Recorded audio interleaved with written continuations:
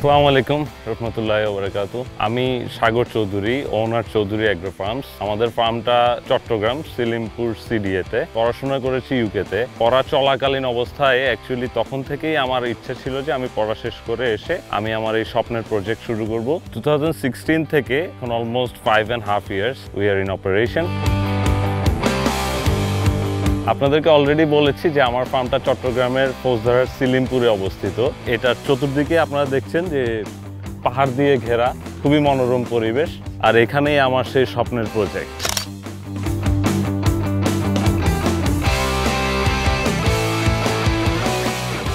এ হচ্ছে আমার ফুল প্রজেক্ট। এখানে 3.5 একর জায়গার মধ্যে আমাদের মেইন শেড এবং অপারেশনটা। আমাদের আরও 65 একর জায়গা আছে যেখানে আমরা ভুট্টা প্রোডাকশন করি আর কি। ওখান থেকে আমাদের মেইনলি সাইলেজটা করি, আমাদের গরুর ফিডটা। কি অবস্থা আঙ্কেল? আজকে ঘাস কাটার নাই মনে হয় সকালে? বিকালে কাটবো আর কি।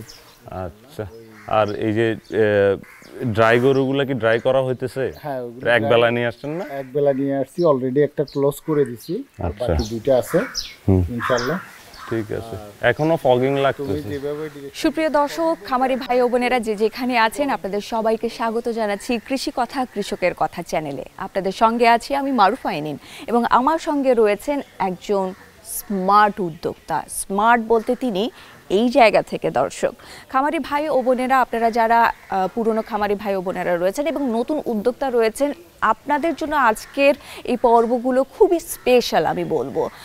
এই পর্বগুলো যদি আপনারা একটু মনোযোগ দিয়ে দেখেন বা কথাগুলো যদি শোনেন, তাহলে আপনারা অনেক উপকৃত হবেন বলে আমার বিশ্বাস। খামারি ভাইয়েরা, আমি চলে যাচ্ছি সাগর সাহেবের কাছে এবং আপনাদেরকে একটা গুরুত্বপূর্ণ দায়িত্ব দিচ্ছি। সেই দায়িত্বটা হচ্ছে পর্বটি দেখতে দেখতে যদি ভালো লাগে অবশ্যই লাইক, সাবস্ক্রাইব এবং শেয়ারের মাধ্যমে অন্যদেরকে দেখার সুযোগ করে দেবেন। কেমন আছেন? আছি আলহামদুলিল্লাহ, আপনি কেমন আছেন? আলহামদুলিল্লাহ, আমি বেশ ভালো আছি। অবশেষে আমাদের দেখা হলো। অবশেষে। জি দর্শক, আমাদের অনেকবারই দেখা হওয়ার কথা ছিল, কিন্তু কখনো সাগর সাহেব ব্যস্ত থাকেন, কখনো আমি অসুস্থ থাকি, যার কারণে দেখা হয়েই উঠছিল না। ফাইনালি দেখা হয়ে গেল। আমরা একটু পরিচিত হয়ে নিই। শিওর। উনি আমার আঙ্কেল, অপারেশন ইন ম্যানেজার। আমার অবর্তমানে সবকিছু উনি দেখাশোনা করেন।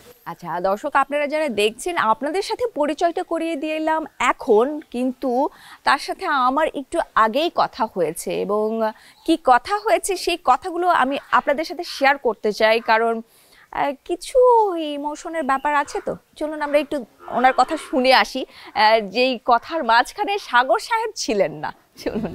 সে ফার্স্ট টাইম যখন একেবারে ছোট, যখন কথা বলতে পারে না, একটু একটু করে হাঁটতে পারে, তা আমাদের গ্রামের বাড়িতে মাঝে মাঝে বেড়াইতে যাইতো।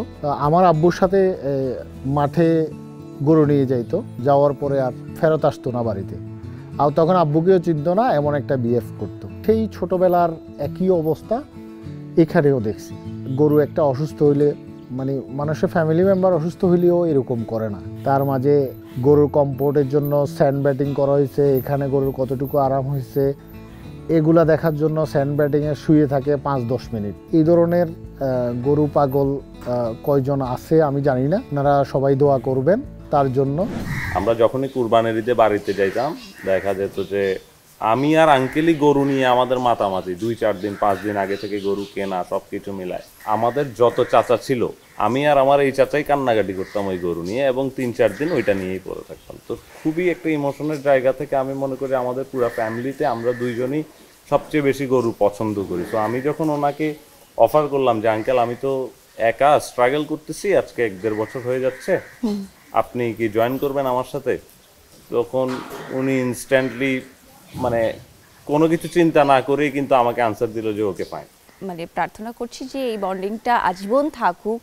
এবং আমি একটু আঙ্কেলের কাছ থেকে একটু ছোট্ট করে শুনবো, এই যে বললেন ভাতিজা আপনি আমার কাছে আসবেন কিনা, আপনি কোনো কিছু চিন্তা না করেই কি চলে আসলেন? সিরিয়াসলি? যখন আমাকে যেটার জন্য অফার করা হয়েছে, যে গরুর সাথে থাকার জন্য, বিশেষ করে ওনার সাথে কাজ করব, সুযোগ পেয়েছেন, আর নিজের প্রতিষ্ঠান নিজের মতো করে থাকতে পারবো, তো ওই হিসাব করেই, মানে আর বেশি কিছু চিন্তা না করে আমি খুব তাড়াতাড়ি রিজন দিয়ে চলে আসছি। আচ্ছা, আমরা যে গল্পগুলো শুনলাম এই গল্পগুলো এক একটা অ্যাওয়ার্ড জীবনের এবং সারা জীবন বলে যাওয়ার মতো কিছু গল্প, এবং সেখান থেকে সেই ছোট্ট থেকেই শুরু, সেই শুরুটাই আজকে সাগর সাহেবকে এখানে নিয়ে এসেছেন এবং আমরা চাই তিনি আরও অনেক অনেক অনেক উপরে উঠুক।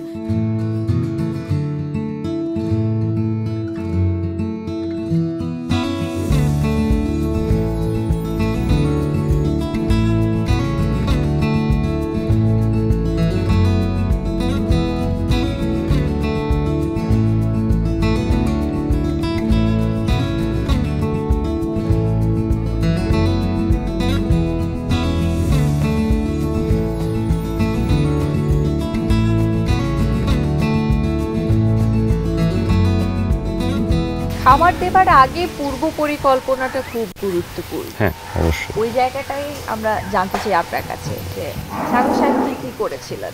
এবং আমি কিন্তু ওই যে আপনি আমি ঘাস চাষাবাদ করতে হবে, আমি ঘাস চাষ করলাম, গরু কিনতে হবে, গরু কিনলাম, এইরকম না, যা যা ফেস করেছেন পুরোটা শুনতে চাই। আচ্ছা, পুরোটা শুনতে গেলে এটা কিন্তু অনেক বড় ডিসকাশন, আমি ধাপে ধাপে বলবো বিভিন্ন সময়। বাট আমাদের স্টার্টিং প্ল্যানটা ছিল যে আপনি যদি আপনার থাকার, মানুষ কিন্তু সারা জীবন কি চায়, একটা সুন্দর বাড়ি করব, কেন? Two B comfortable.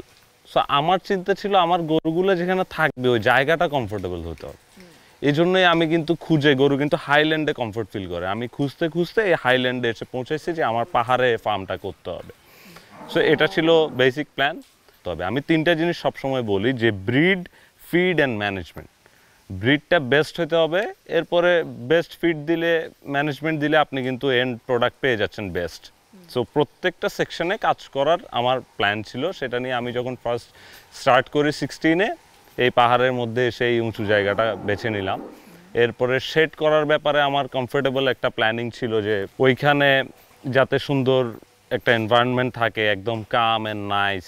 এবং আমার সবসময় টার্গেট ছিল গরু যেহেতু রশি ছাড়াই পৃথিবীতে আসে, গরু রশি ছাড়াই পালতে হবে। Maybe I am the first person যে স্টার্টই করছি ফ্রি রেঞ্জ ইন 2016। তখন কিন্তু খুব অল্প 2-1 জন ফ্রি রেঞ্জে গরু পালে, আমার মনে হয় কেউ পালেও নি তখন। এখন ছাড়তে গিয়ে আমাদের অনেক কিছু আমরা বুঝলাম যে না, এইখানে আপনি শেডের ভেতরে গরু ছাড়বেন, ওইটা কিন্তু একটা মেজারমেন্ট আছে, কত স্কোয়ার ফিটের জন্য আপনার এই কিউবিক্যাল শেডে ফ্রি রেঞ্জে কত স্কোয়ার ফিট একটা গরুর লাগে। আর আপনি যদি একদম ওপেন কম্পোস্ট বেডেড করেন সেখানে কত স্কোয়ার ফিট লাগে। এগুলির জন্য আমি কি করি, সারাদিন এখানে থাকি গরুর সাথে, রাতে গিয়ে ওইটা পড়ি, স্টাডি করি, দেখি যে না কতটুকু দরকার কি। 2017-এ এরকম হয়েছে, আমি যখন দেখতেছি আমার শেডটা ওভার ক্রাউডেড হয়ে গেছে, কিছু গরু আসলে কমফোর্ট ফিল করতেছে না, আমি 2টা গরু বেচে ফেলছি বাকি 9 জনকে কমফোর্ট দেওয়ার জন্য। আমি আসলে ভেবেছিলাম ইউকে থেকে আসার পরে যে আমি দেশে অনেক এক্সপার্টিস পাবো, যে মানে আমার পূর্ব পরিকল্পনা যদি বলতে হয় যে আসবো, আমি জাস্ট আমার জায়গাটা ঠিক করব, এরপরে পরামর্শ নিব। তো পরামর্শ নিতে গিয়ে আমি খুবই ডিসহার্টেড টু বি অনেস্ট, কারণ পরামর্শগুলো খুবই গতানুগতিক ছিল। আপনি কতগুলা গরু, এতটুকু ঘাসের জায়গা লাগবে, ঘাস না হলে গরু পালা যাবে না, এই প্রশ্নগুলো আমাকে ডিসহার্টেড করে নাই। বিকজ আমি জানি ঘাস ছাড়া গরু পালা যাবে, ঘাসের সাবস্টিটিউট আছে সাইলেজ। সো ফ্রম 2016-ই কিন্তু 16-এর জুনে আমি স্টার্ট করি, এরপর 17 জানুয়ারির দিকেই কিন্তু ভুট্টা চাষের সিজন।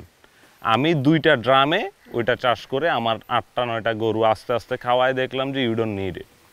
এখন বলতে পারেন ঘাসে যেটা আছে ওইটা তো সাইলেজে নাই, ঠিক আছে, কিন্তু এর মানে তো আপনি এইটা বলতে পারেন না ঘাস ছাড়া গরুই পালা যাবে না। ঘাসটা লাগবে, বাট ঘাস ছাড়া গরু পালা যাবে। ঘাস হলে ইটস বেটার, ওখান থেকে সে ভিটামিন এটা পাচ্ছে এবং প্রচুর ফসফরাস আছে মাটিতে কিন্তু। সো আপনি একটা কাজ করেন, সাইলেজ দেন, আপনি ভিটামিন এটা তাকে ইনজেক্ট করেন, ফসফরাসটা ইনজেক্ট করেন, you can rear your cows, যদি আপনার কাছে না থাকে। সে ফর এক্সাম্পল আজকে থেকে 20 বছর পরে বাংলাদেশে ক্যানাডার মতো বরফ পড়ে, এর মানে কি বাংলাদেশে গরু পালা যাবে না? ঠিক আছে, তো পূর্ব পরিকল্পনায় অনেক পরিকল্পনাই ছিল যে মানে আমি খুব রিল্যাক্সে আসলে স্টার্ট করতে পারবো, এক্সপার্টিস থাকবে, বাট আসলে ছিল না। সো নিজেকেই প্রত্যেকটা জিনিস স্টাডি করে করে বের করতে হয়েছে এবং ফাইনালি আলহামদুলিল্লাহ আমরা সাকসেসফুল। আমরা ফার্স্ট 3 ইয়ার্স আমার ফার্মে কোনো ঘাস ছিল না। লাস্ট 2 ইয়ার্স ধরে আমরা ল্যান্ড এক্সটেনশন করছি, ঘাস কিছু দিচ্ছি, এটা ওই যে ফসফরাস আর ভিটামিন এ এর সাপ্লিমেন্ট হিসেবে। আচ্ছা, আপনি যে পূর্ব পরিকল্পনার কথাগুলো বললেন বা আপনি জানেন আসলে খামারি ভাইরা কি ধরনের পূর্ব পরিকল্পনা নিয়ে থাকে, তো ওই জিনিসগুলো আপনি দেখলেন না এখানে, তো আপনার এক্সপিরিয়েন্স কি বলছে যে নতুন উদ্যোক্তাদের জন্য আসলে এখন কি ধরনের পূর্ব পরিকল্পনা নেওয়া প্রয়োজন? তো নতুনদের জন্য খামার করার পূর্ব পরিকল্পনা যদি বলেন, সেক্ষেত্রে আমি প্রথমেই বলবো যে থাকার জায়গাটা আপনি যে জায়গায় সেট করবেন ওইটা ফার্স্টে ঠিক করতে লাগবে, কারণ ওইটা খুবই ইম্পর্টেন্ট। ওইটার পরে আপনি গুড কোয়ালিটি ব্রিড সিলেক্ট করবেন। এখন গুড কোয়ালিটি ব্রিডটা আমাদের দেশে এখনও ডেভেলপ হয় নাই, সো আপনাকে দেখে মোটামুটি একটু বেটার কোয়ালিটি কিছু গরু নিয়ে ওইখান থেকে আপনি ব্রিড ডেভেলপ করতে পারেন। আমাদের একদম ইন্ডিজিনাস ব্রিড যেগুলা লোকাল সাইওয়াল, ওইগুলি থেকে আপনি ব্রিড করে নিয়ে আসতে পারেন। এইভাবে আপনি করতে পারেন। আর আমার এখানে দেখবেন আমি কিন্তু মানে ইটস জাস্ট আমার একটা ইচ্ছে থেকে আমি করছি এটা, আমার প্রত্যেকটা সেটা একটু ডিফারেন্ট করে করা, সো দ্যাট কেউ যদি নতুন স্টার্ট করে আমার কাছে আসতে চায়, জানতে চায়, আমি যাতে তাকে কম্প্যারিজন স্টাডিগুলো দেখাতে পারি। আমার একটা শেডে দেখবেন আপনার ফগিংটা করা হলো ফিড অ্যালিতে, আর একটা শেডে একদম মিডলে, আর একটা শেডে অটো ড্রিঙ্কার, আর একটা শেডে বাল্ক ট্যাঙ্কের ড্রিঙ্কার আছে। সো এইভাবে আমি অনেকেই ভেটেরিনারি ইউনিভার্সিটির অনেক স্টুডেন্ট আমাদের এখানে ইন্টার্ন করে, ওরা আসে দেখে। সো এটা আমার খুব ভালো লাগে যে মানে অ্যাটলিস্ট মানে আমি যতটুকু আমি জেনেছি আমার এক্সপিরিয়েন্স থেকে নিজে করতে করতে, সেটা আমি কাউকে জানাতে পারলে আমার খুব ভালো লাগে আর কি।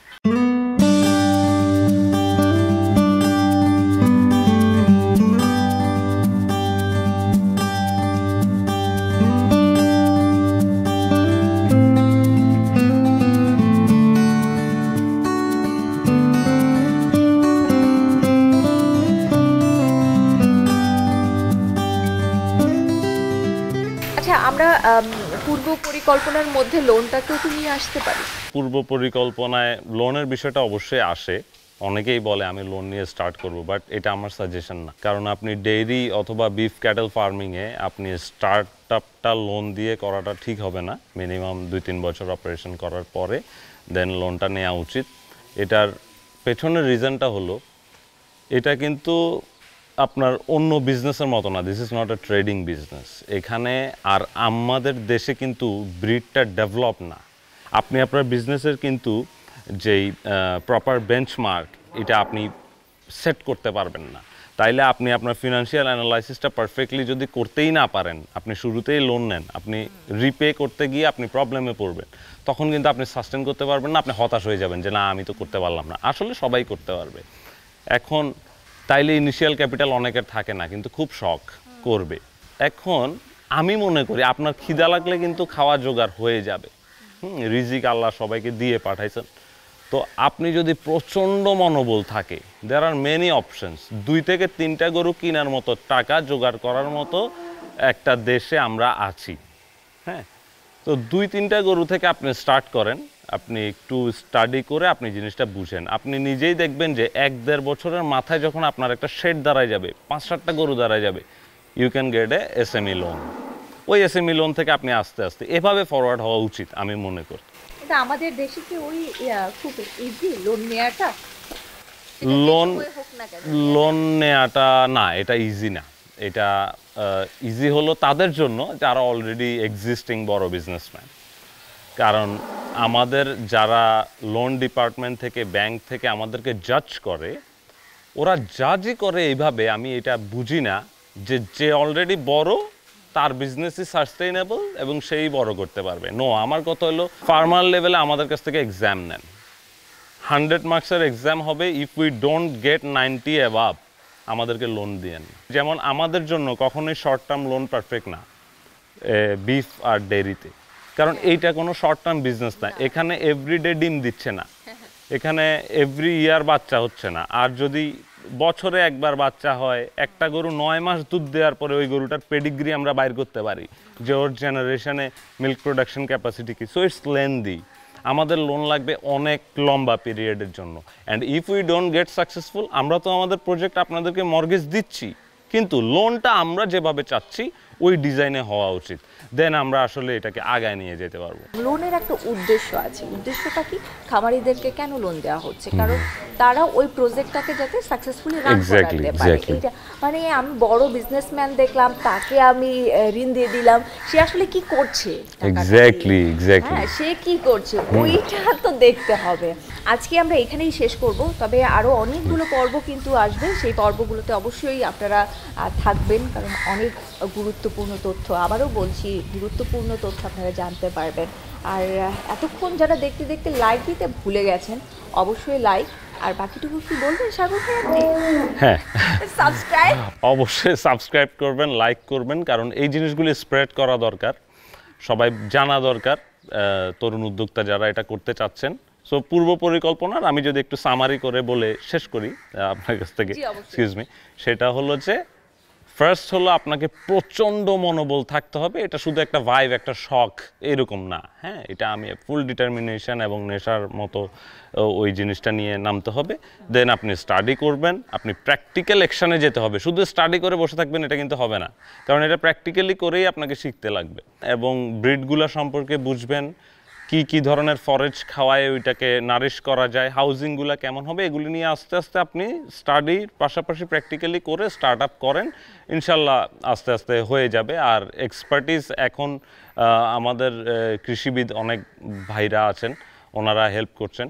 আসলে অনেক চেঞ্জ হয়ে আসছে ইদানিং, সো অনেকের কাছে হেল্প পাবেন ইনশাল্লাহ।